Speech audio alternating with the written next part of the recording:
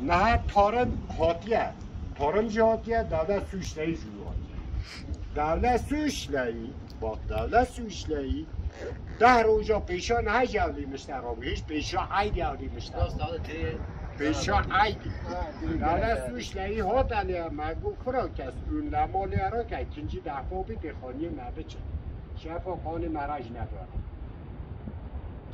دولت سوشلایی سبی جاتیه نه برکی نبوشی نیدو سبی کاری خوش bu da birinci defa ilerler olacak, ikinci defa tabii ki. Bak maraca ki megu 5 metre over diyor ki lahal bir madah bile. Çada oyna kayı. Madayna devlet suçları, madayna kaymakayımı, güvenlik hamaçınına divara ki aliye peşte bekişin, can güvenlik ya meleşikana şu mühim atıyor. Beri. Eji. Oya ve sabit torun bejara küpe bazı ya bu kara küpe azarlı olmuş. Aziz hizmet hesap. Haysat bazı şaş bora hesap insan. Bir her bir çuva para bunu sat küpe ya sat küpe. Sat küpe özel mi? Van Başkale'ye bağlı Gedikbaşı köyündeyiz. Dünkü selde mağdur olan vatandaşlarımızı ziyaret etmek için ve mağduriyetlerini dile getirmek için buradayız. Vatandaşlarımızı dinledik, çok ciddi mağduriyetleri var.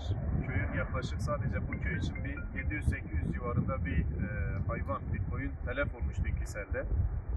Bu mağduriyetlerinin giderilmesini istiyorlar. Bununla beraber bu dereler yapılırken bunların sel yatağı, sel yönü biraz önlere doğru verilmiş. Talepleri de var. Buraya en azından bir duvar yapılsaydı belki bu kadar mağdur olmazdı diye dile getiriyorlar. Bizler de parti olarak vatandaşlarımızın yanındayız. Dinledik onları, mağduriyetlerini dile getirdik. Yetkili mercilerin güvenlikle hareket etmesini istiyoruz. Çünkü çok ciddi mağduriyetler var. Kendimiz burada şahit olduk, gördük. Belediye tarafından tespit ekibi gelmiş ama küpe falan istemişler. Biraz garip talepleri olmuş belediye başkanlığının. Çünkü selde giden hayvanın küpesini bulmaları çok da mümkün değil mağdur köylülerimize. Bu noktada ivedilikle hareket edilmesi ve bu mağduriyetlerin giderilmesi gerekiyor. Biz bir Dava Partisi olarak geldik, köylerimizi ziyaret ettik, onların mağduriyetlerini dile getirdik. Yetkili makamların da gerekeni yapmalarını istiyoruz. Belediye başkanımızı da biraz önce köyleri ziyaret ettikten sonra belediye başkanını ziyaret ettik. Ona da bu taleplerimizi ilettik. Onlar da çalışmalarının olduğunu söylediler.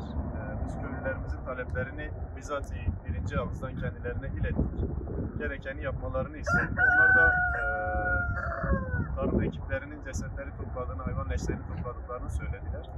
Diğer çalışmalar için de merkezden talep oluşturduklarını, Ankara'ya talep açtıklarını söylediler. Olumlu sonuçlanmasını bekliyoruz dediler. Bunun da takipçisi olacağız Sür Dava Partisi olarak.